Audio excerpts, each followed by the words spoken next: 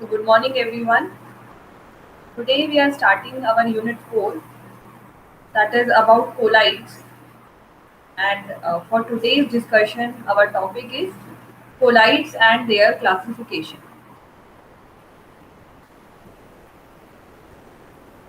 Now, we all have heard about colloids. Maybe in your 12th class, you have studied this topic. And we know that the colloids are what? They are a type of solution. Okay, they are a special type of solution. Now, this term colloid is derived from two Greek words, cola and idios. Cola means glue-like, sticky, and idios means they are idios means like. So they are what? They are glue-like solutions. But not all the colloids are glue-like. But initially, when the colloids were being investigated, that time scientists were thinking that all the glue-like solutions are colloid. But basically, colloids can be of so many types, and it is not necessary that they are in the liquid state. They can be in the air, they can be in the solids as well. So, how can we define a colloidal system? A colloid can be defined as a heterogeneous two-phase system. Okay, heterogeneous is when both the phases are having different physical state, and at least two of such the phases are there, and they contain minute particles of which range 0.5 micrometer to 1 nanometer. So these type of particles, they are dispersed in a continuous phase or dispersion medium. So in all the type of colloid, if we want to define them, what is a colloidal system? Then we can say that they are heterogeneous system, and they have minute or very small sized particles that we call the dispersed phase. That dispersed phase is spread throughout the continuous dispersion medium. So because they are not true solutions, we are not using the terms like solvent and solute like we are using them in case of solutions. So colloids are not true solutions. So now for the term solvent we have the term dispersion medium, and for the term solute we have dispersed phase. So what are the examples like natural colloids? You know that fog is a type of natural colloid.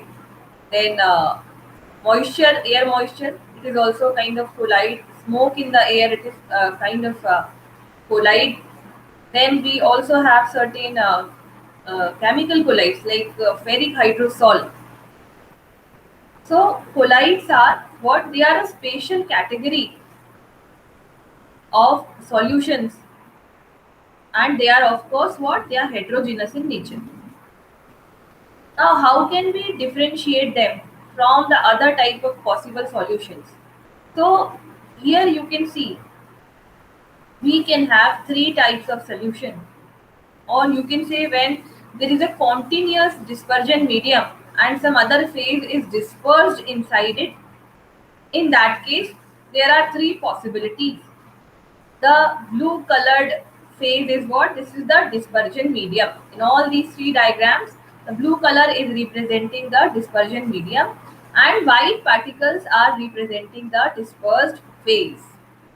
So now, on the basis of the particle size of dispersed phase, we can have three possibilities, and we have three types of solution.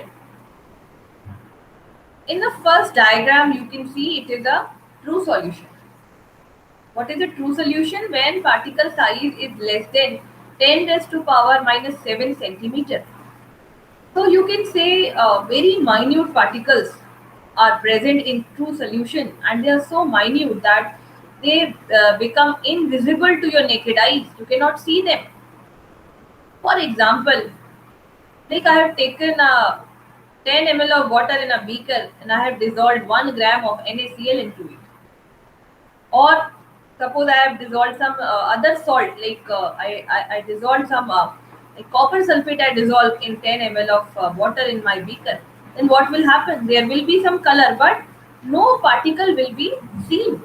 So whether my solution is having a color or it is colorless, if I cannot see the particles inside the solution, then it is a true solution. And why it is not possible to see the particles? Because the particle size is very less. It is less than 10 raised to power minus 7 centimeter. Now, suppose the particle size is very large, like in case of the suspensions. Here you can see the particle size is very large and it is greater than 10 raised to power minus 5 centimeter. So if the particle size is so big, then what will happen? You can see them. You can see them with your naked eyes. And now what will happen? After a certain time, the force of gravity will act upon them and soon they will be suspended. They will come to the bottom of the beaker. For example, if I dissolve sand and water, now sand particles are having bigger size. When you add sand to the water, what will happen? The particles will not go to the solution, they are of very big size, and after some time, what will happen? The sand particles will settle down at the bottom of the beaker. So they are what? They are suspensions. These solutions are called suspensions when the particle size is greater than 10 raised to power minus 5 centimeter. So we can have a true solution. My salt is dissolving into water, and we can have a suspension when the solute is entirely insoluble, and after some time it settles down at the bottom. So these are the two categories of solution. In the one, complete dissolution takes place, and in the second, what happens? There is no dissolution. But between these two categories, I have a third category, that is the colloidal solution. Now, what happens in the colloidal solution? The particle size is between 10 raised to power minus 7 and 10 raised to power minus 5. For the particle size in this range, what happens? The particles are big enough that you can see them. They are big enough to reflect light.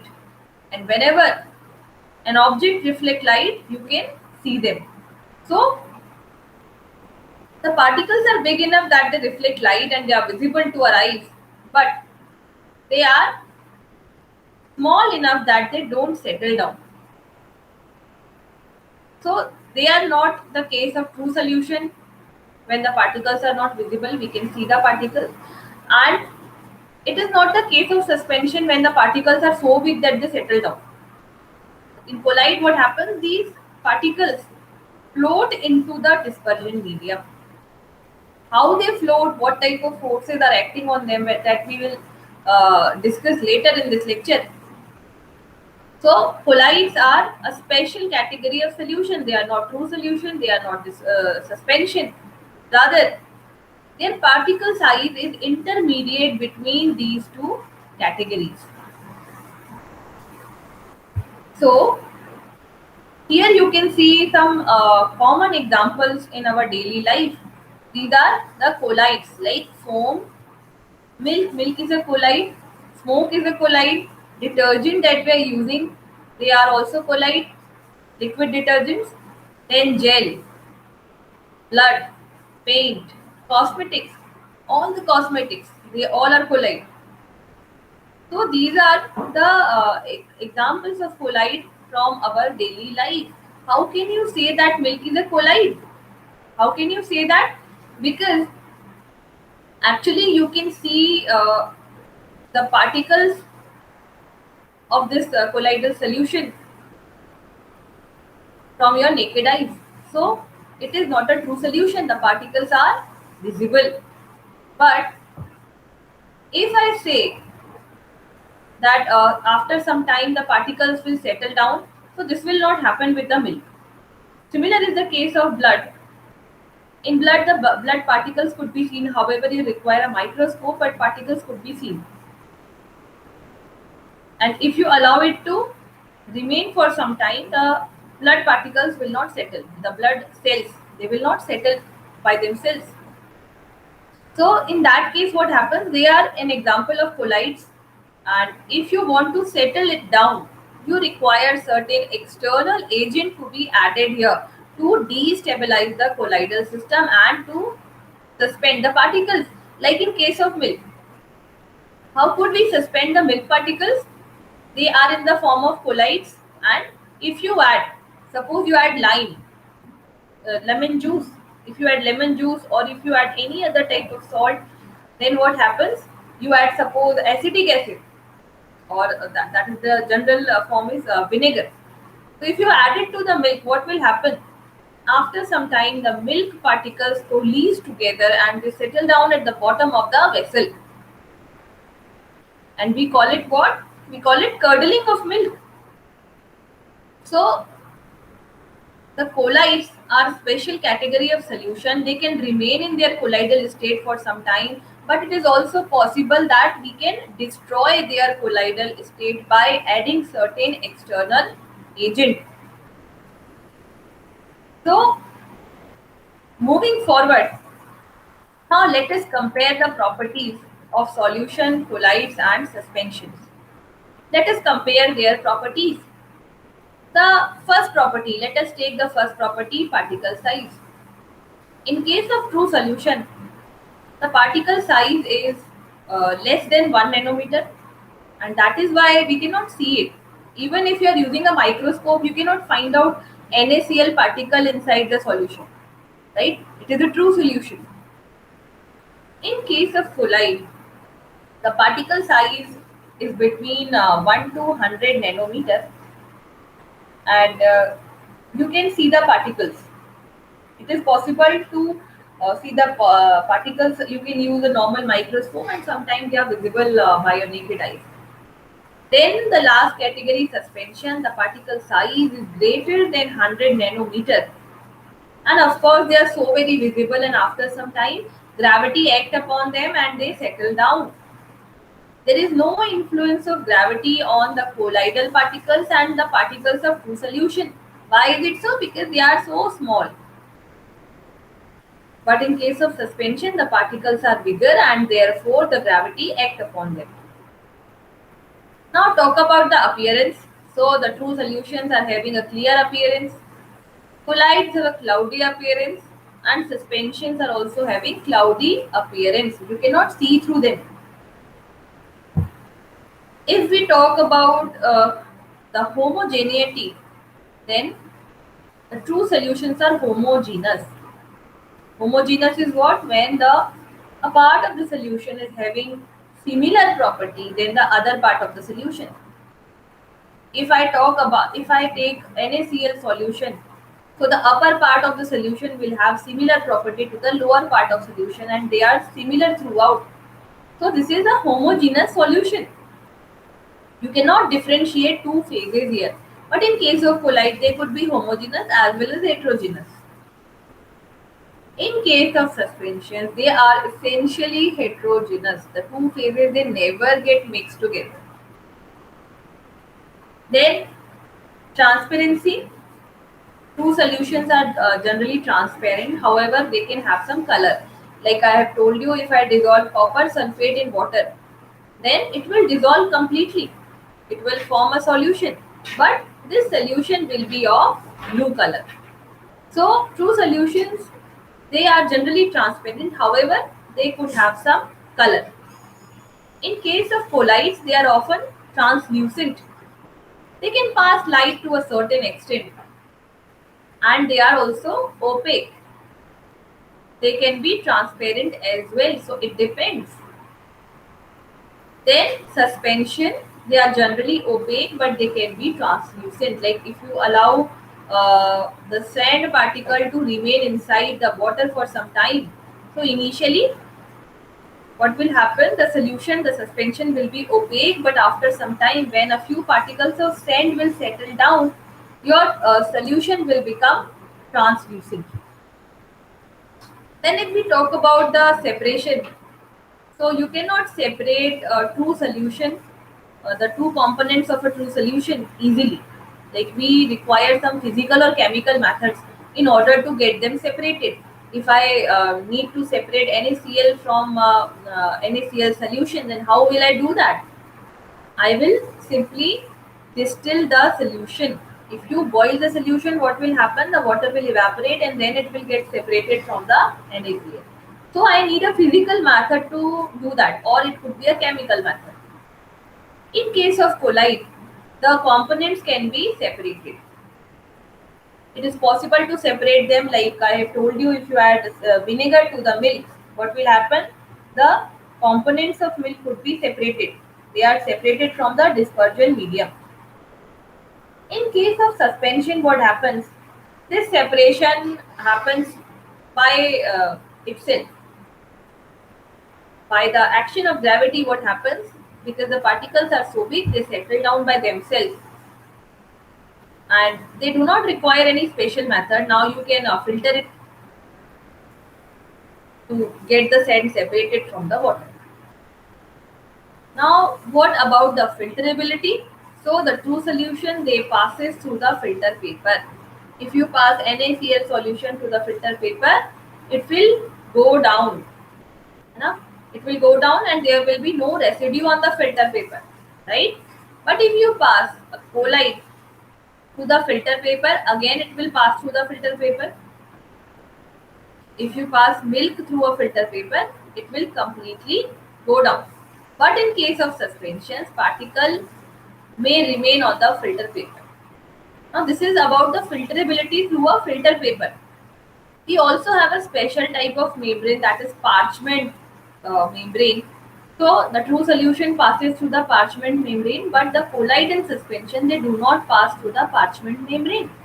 So on the basis of their filterability also, we can differentiate these three categories. So what are the special properties of colloid? If we talk about the physical properties of colloid, the first very important property is heterogeneity. The colloid solutions are generally heterogeneous in nature. It means that you can identify two phases. One is the dispersed phase and other is the dispersion medium. Like I have told you, dispersed phase is the solute part and dispersion medium is the solvent part. Then the next point is their visibility. The dispersed particle present in them, they are not visible to the naked eye and sometimes they appear homogeneous. But yes, it is possible to separate them. And if you use a microscope, then you can see these particles moving. The third point is their filterability. They pass it through the ordinary filter paper, but they do not pass. They are retained by animal membrane, parchment membrane, like I've told you, cellophane membrane, ultra filters. They cannot pass through it because their particle size is a bit larger than the true solution. So ordinary filter paper can pass. They can pass through the ordinary filter paper, but they cannot pass through the animal membrane or any other type of micro ultra filters. Then what is the important criteria of their stability? Generally they are stable, but this is not for indefinite time. You can destroy the stability of a colloid. Colloids can be lyophilic or lyophobic. They could be both of them, and both are stable to a certain extent. However, you can say the lyophilic salts are more stable and lyophobic are less stable. We will see these categories of colloid in the uh, later lectures. So generally what happens? The lyophilic salts, they are more stable and lyophobic salts are less stable, but you can destroy both of them. So they are not stable like a true solution. You can say that colloids are not stable like a true solution, and their stability, that depends upon the addition of impurity. You can destroy their stability. Now, the color of a colloidal solution depends upon the size of colloidal particle present in it. You can change the particle size, and therefore you can change the wavelength of light that is getting reflected from this particle, and finally what will happen? The color will change. Larger particle absorb the light of longer wavelength and therefore transmit the light of shorter wavelength. So, in this manner, by changing the particle size, we can change the color of colloidal solution. So, in my colloidal solution, I have two phases. First is a dispersed phase, which is a discontinuous phase. Okay, dispersed phase is a discontinuous phase. Like these blue particles, they are what? They are the dispersed phase. They are not continuous. But a dispersion medium, it is what? It is a continuous phase. It is everywhere. This dispersion medium is the solvent that is filled inside the beaker. It is a continuous phase and it is everywhere inside the beaker. But the dispersed phase, they are what? They are discontinuous. And since they both are having two different phases, this is a heterogeneous solution. The dispersed phase particle have a diameter of 1 nanometer to 100 nanometer, and this is the range of colloidal particles. If the particle size is between this range, this size, then this will be a colloidal solution. Such particles are normally invisible in an optical microscope. Through their presence can be confirmed with the use of ultra microscope or electron microscope. So you can, they appear to be homogeneous, but they are not homogeneous. They look like that. You can confirm the presence of particle by using microscopic techniques. Now, what are the forces acting on a colloidal system? So, first you can see here. First is electrostatic repulsion. These are two particles of colloid, and generally what happens, they have a certain charge on their surface. Generally they have a charge on their surface. So these two particles, they can either attract themselves or repel themselves. Okay, there are two possibilities. But since all the particles have same size, same charge on their surface, if it is a positively charged colloid, then all the particles will have positive charge on their surface. So what will happen? They will repel each other, and in this manner they will stay in the dispersion medium. They will not settle down. When will a particle settle down? When the particle size is big enough and the gravity acts upon it. If the particle size is not big and it is still in the solution, okay, so what could be the force? It is the force of repulsion, due to which the particles are not coalescing together. They are not getting close together, and therefore they are still in the solution. So the stability of a colloid is basically due to such electrostatic repulsion forces. But van der Waal attractions are also there, as we know that any two molecule, any two atom, they could have van der Waal interactions if they are in close proximity to each other. Then, due to the space between them, they show the capillary attraction as well. As you can see the in this diagram, that they could have capillary attraction as well. Then, the colloidal particles can have hydrophobic attraction. Hydrophobic attraction is when their surface is attached with a certain type of group. That could be that hydrophobic, that group could be a hydrophobic in nature. It is repelled from the water.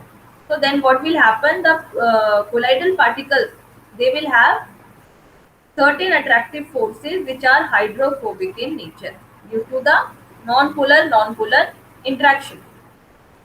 They could also have steric repulsion, and that steric repulsion is due to the presence of bulky groups on their surface. Then the third category is solvation mediated interaction.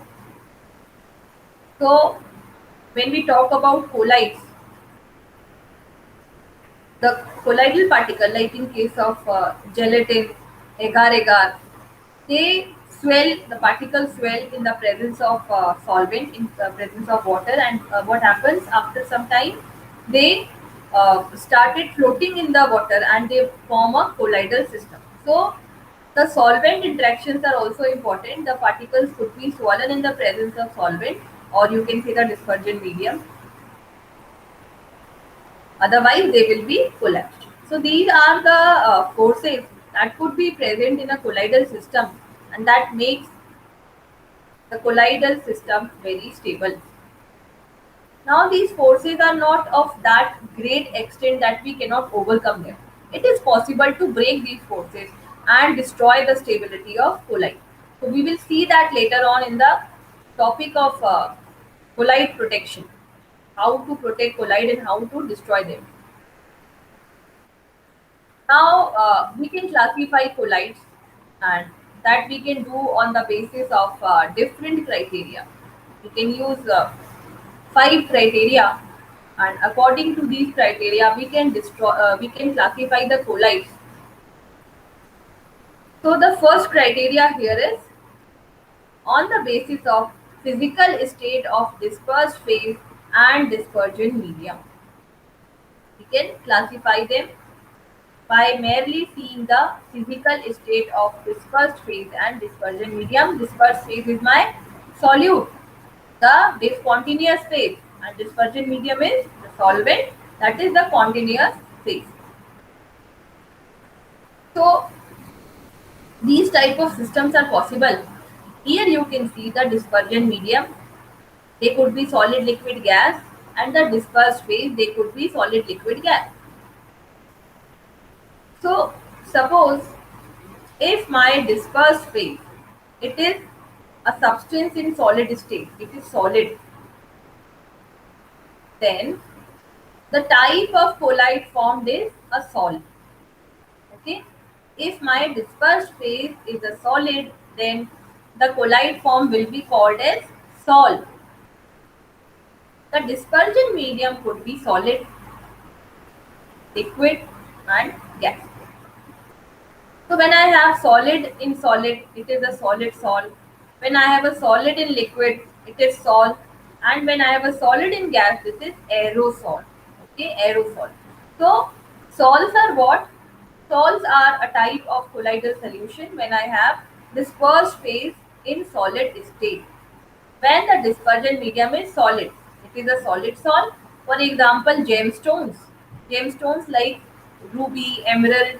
You have seen gemstones, or maybe you have heard about them. They have special color, and their peculiar color is due to presence of certain impurities inside them. So these impurities are there to give them color. So these impurities are present in certain mineral, that is why they become colored. So they are example of solid colloidal system or solid salt. Then when we have solid in liquid, it is sol, like paint, cell fluid, the ordinary paint that is used in the painting of houses and painting metallic substances. They are what? They are the dye pigment is present in the colloidal condition in some organic solvent. When you apply it on the surface, what will happen? The solvent evaporates, leaving behind the dye pigment on the surface of painted material. So they are also a type of colloid. Then the cell fluids inside the living organisms, they are also type of colloids. They are holding so many molecules in them like carbohydrate, protein, nucleic acids. These are macromolecules and held inside the dispersion medium in the form of colloidal state. Then solid in gas, it is an aerosol. Example is smoke, dust. Smoke is when the carbon particles are suspended in air, and they can remain there for a very long time because the carbon particles are so small here and they generally do not settle down quickly. So they can remain in the air for very long time, and this is called what? Smoke. Smoke is what? Aerosol, when the carbon particles are present inside the air. So we have a solid in gas. Similarly, dust particles. Dust is also a type of colloid. And dust particle, or you can see the silica particle, they can remain in the air for very long time. They are also example of aerosol. Moving towards the next category, when I have liquid as my dispersed phase. When my dispersed phase is a liquid, then I call it what? They are gel, emulsion and aerosol. So when I have liquid in solid, it is a gel. Example is cheese, butter, jellies. So they are what? Their base is a solid, and that solid is a network of gelatin, right? In case of cheese, the network is made up of a different type of proteins, and liquid is trapped inside them. Like in case of butter, between the fatty molecules, a small amount of liquid or water molecules are there, and therefore they are having gel-like structure. Similarly, in case of jellies, the gelatin molecule network is holding some amount of water molecule. So they are what? They are colloidal system having liquid in solid. Then we can have liquid in liquid. They are called emulsion. So we have milk, hair cream, shampoo, conditioner, and your hand wash, liquid hand wash. They all are what? They are liquid in liquid. Then we have liquid in gas. So again, they are what? They are aerosol, like fog, mist, cloud, insecticide spray. So in such case, what happens? Just like the carbon particle or the dust particle, air can also hold moisture particle or water molecules in it. And then it is what? This is liquid in gas. Similarly, in case of fog, what happens? The water vapors, they are held inside the air, and they attain a size of colloidal particle, and therefore they can remain in the air for very long time. Similarly, when insecticidal sprays are done to remove insects from farms, or generally it is also done in housing societies, insecticide spray is done, and the liquid takes the shape of small tiny droplets and it remains suspended in the air for very long time. So they are also type of aerosol. Then we can have gas as the dispersed phase, and when this gas is there in the solid, it is solid sol, like pumice stone, foam rubber. The foam rubber, maybe you have seen your mattresses. In your mattresses, there is a network of a polymer having small air bubbles inside it. So these small air bubbles trapped inside the polymer network, it is example of gas in solid type of colloidal system. Then we have gas in liquid, like in case of foam, like soap, leather, froth, whipped cream. In them, what happens? The gas is allowed to trap inside the molecules of liquid, and that is why it becomes frothy. So this is the classification on the basis of physical state of dispersed phase and dispersion medium. Then we can classify them on the basis of interaction between the dispersed phase and dispersion medium. So if they both like together, like each other, they have affinity for each other, then we have lyophilic colloid, and we also call them intrinsic colloid. So intrinsic colloid or lyophilic colloids are when the dispersed phase has great affinity for the dispersion medium, and it can remain dissolved in the dispersion medium for indefinite amount of time. So as soon as you mix the dispersed phase with the dispersion medium, a colloid is formed. They are the self-stabilized colloid, and they are highly stable due to that kind of affinity between the dispersed phase and dispersion medium.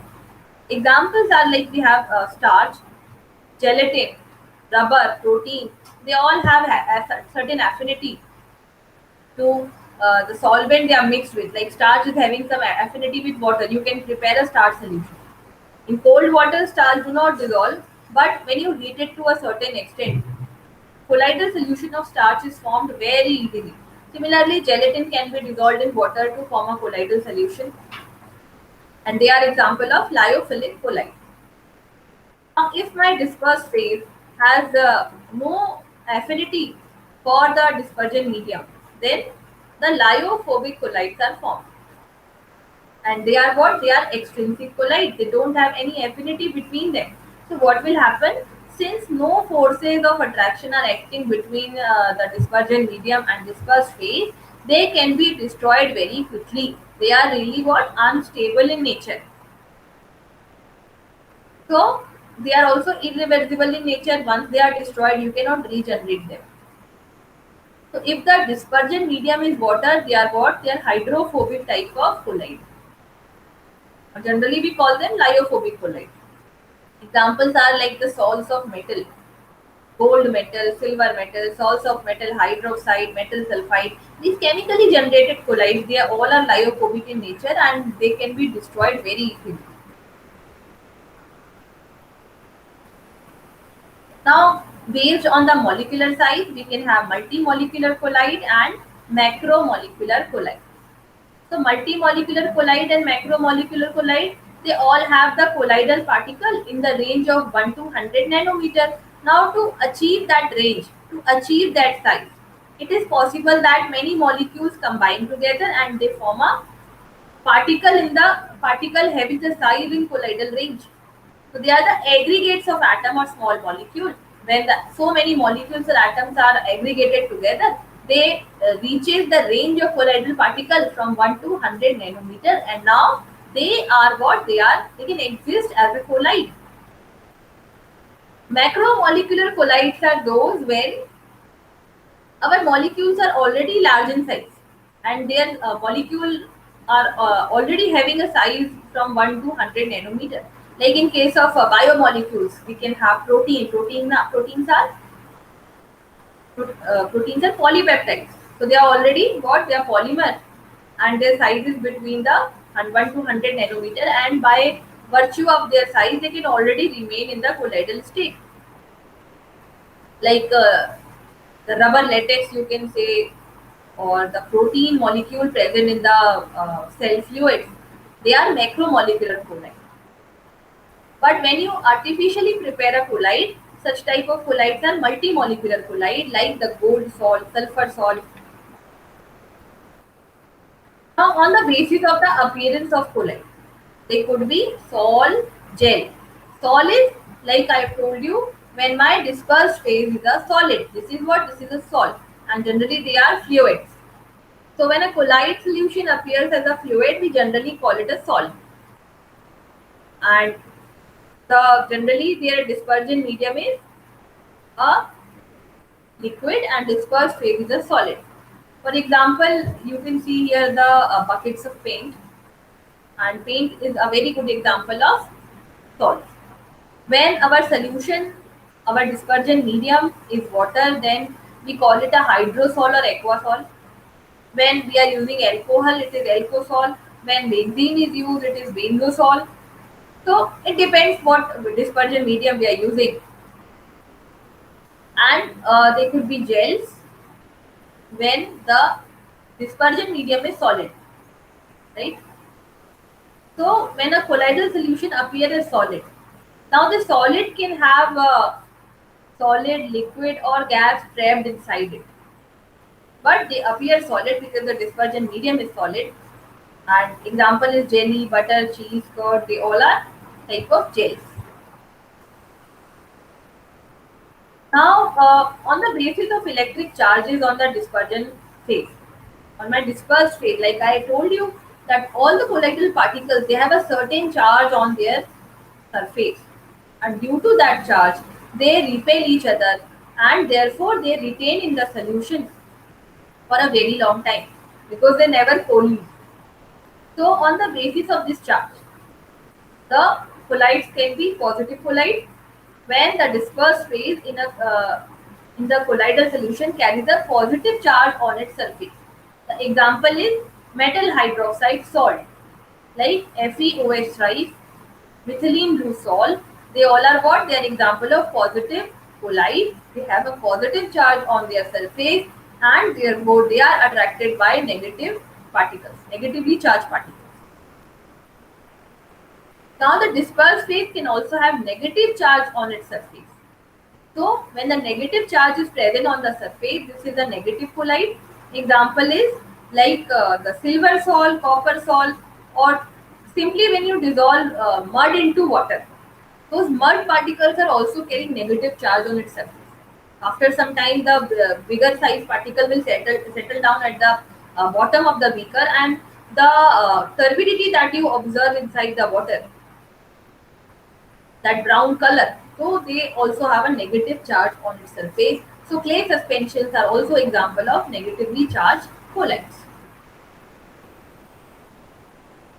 Now, let us discuss a few significant points of this lecture. So, what is the difference between colloids and suspensions? How can we differentiate them? So, how can we do that? We will suppose two solutions are given to me, and it will be asked like which one is the colloid and which one is the suspension. So, how will I do that? So, I need not to perform any special experiment for that. I'll just take those two beakers and I'll put them on the desk of mine, and then I'll allow them to stay there for about 10 to 15 minutes. So when you allow to stay those solutions, what will happen? If it is a colloid, then there will be no suspension. No particles are there settled on the bottom of the jar, bottom of the vessel. And in case of suspension, what will happen? If it is allowed to stay for some time undisturbed, after some time, particles will settle down at the bottom. So merely by looking at them, you can differentiate them. Otherwise, there are so many other type of differences, like they are different in case of their particle size, in their properties, heterogeneity, their transparency, and their ability to pass light, their ability to filter through the membrane. So, so many other type of difference could be given, but simply by looking at them, I can identify which one is the colloid and which one is the suspension. That need not to perform any special experiment or any uh, analytical technique is required. Second question: how colloids can be classified on the basis of their dispersion medium? So we have seen that on the basis of dispersion medium, we have sols. Sols is sol is when we have liquid as the dispersion medium and solid as the dispersed phase. This is a sol. And gel is when the appearance is like a solid substance, and that solid is entrapping certain solid liquid gas inside it. So this is what a gel. So on by taking all other criteria, I can also classify the colloids. And there could be we have seen so many types of colloids in today's lecture. So that is all for today. Thank you everyone for joining.